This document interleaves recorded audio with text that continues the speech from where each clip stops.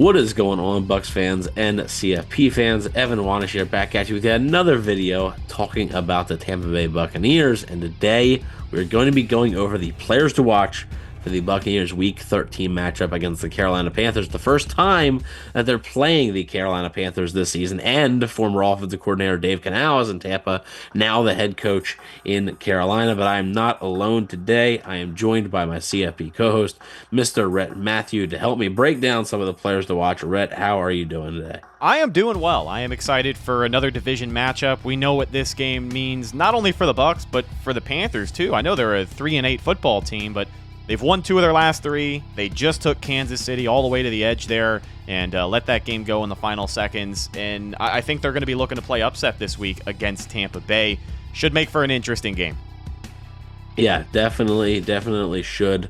With that being said, let's get right into it. So some of the players to watch. First one we're going to be highlighting is Mike Evans. Now, Mike Evans last week, I think I had said, sort of like the breaking in game, right? He didn't do anything spectacular, but his presence was felt, right? He had 5 catches. I Bleav, it was like 40 some yards. So, like I said, it wasn't anything crazy, but it got the job done. And I think Mike Evans this week, getting that game under his belt, getting back into a rhythm a little bit, getting back into, football.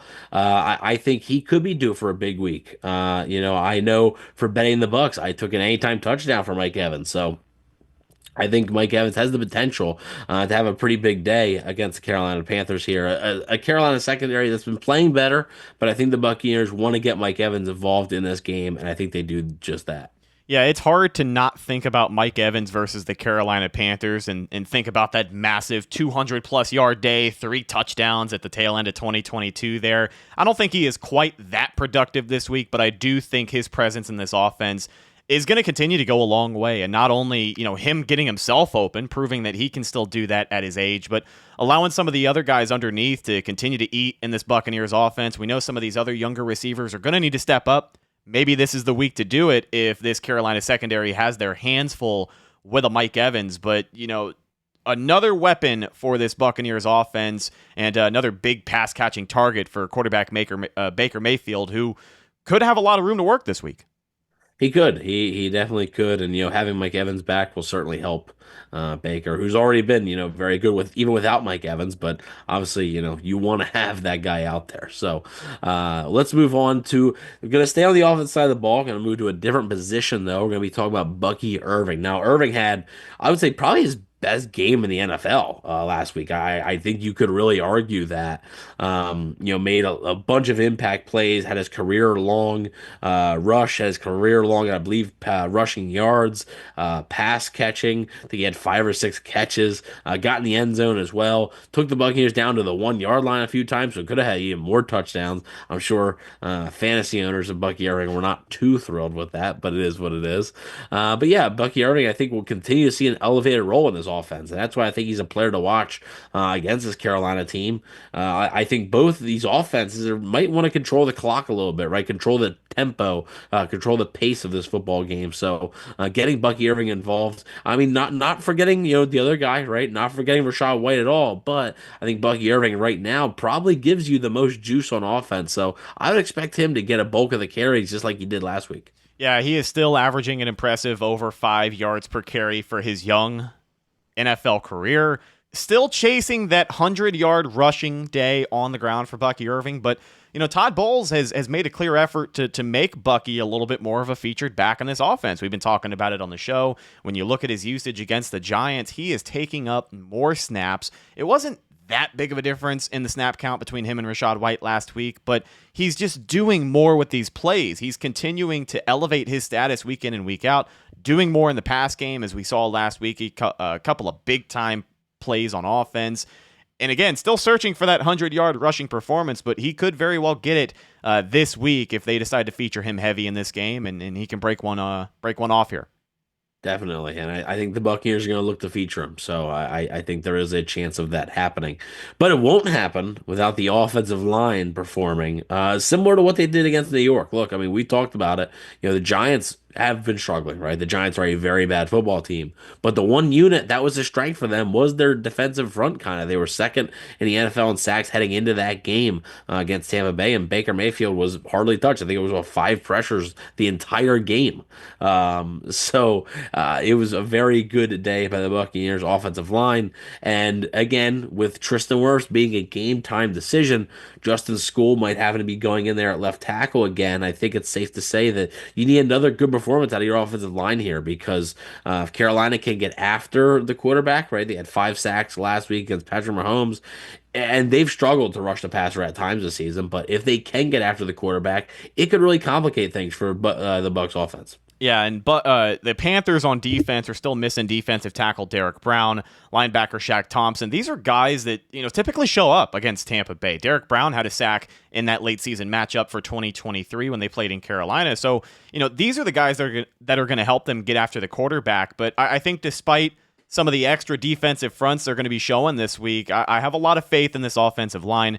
The way that they have played this season and even the last couple of seasons shows you that the status of that unit has been elevated. The fact that they were able to keep Baker as clean as they did last week without their starting left tackle and Tristan Wirfs, I definitely think they can do it again this week. So looking for another big-time day for those big hogs up front.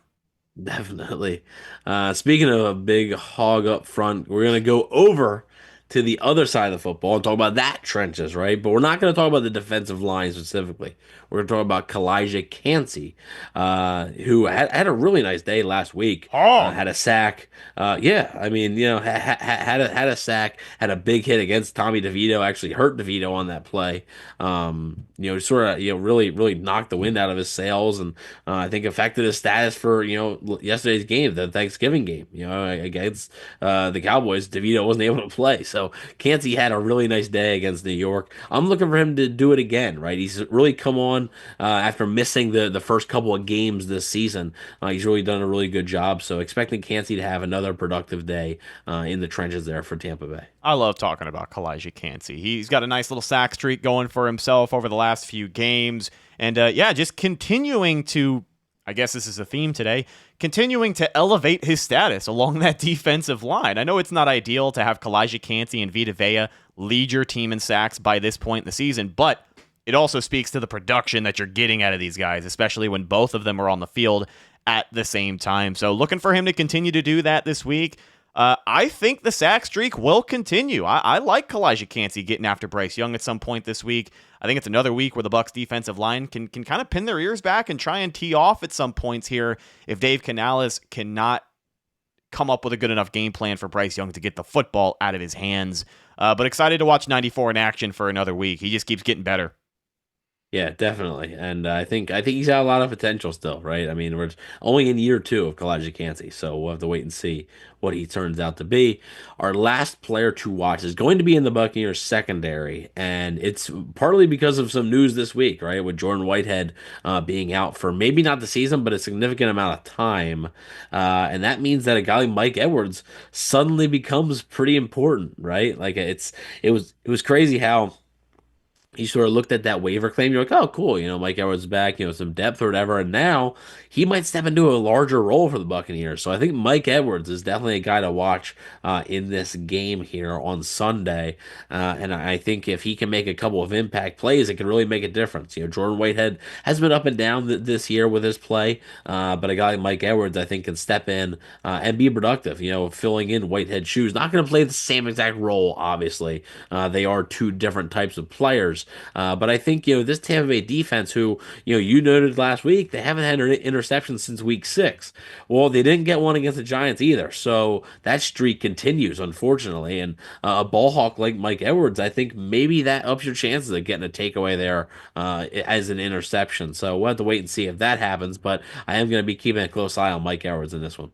Yeah, and he's wearing a new number this year, number 21. So he has worn all types of numbers. I think he was a rookie with number 34, changed his number to number 32, now in number 21. But he picked up last week against the Giants, kind of right where he left off in Tampa Bay. Had an impressive pass deflection in that game. I think his veteran status is really going to, at the end of the year, make this one of the more impactful signings for Tampa Bay. Because like you said, when the Bucs first brought back Mike Edwards, a lot of people were stoked because it's a familiar name, but You're also looking at Antoine Winfield Jr. being healthy again, Jordan Whitehead in the lineup. It was just a veteran presence for them to lean on. Well, now they really got to lean on him with Jordan Whitehead probably going to be missing the rest of the year. So I think Big Mike can definitely do it. And as you said, that ability to maybe create some takeaways for this Buccaneers defense could bode well for them down the stretch here. But I think Mike Edwards is definitely capable. Excited to see what he can do. Yeah, definitely. But let us know if you have any players that you are particularly watching for on Sunday, whether it be offense or defense, or even special teams. Who knows? Maybe you need a big day out of Trenton Gill or something. I don't know. But let us know what you guys think. We're always curious to hear your guys' thoughts in the comment section below. But thank you all for watching. Please don't forget to like, share, and subscribe. And go Bucs.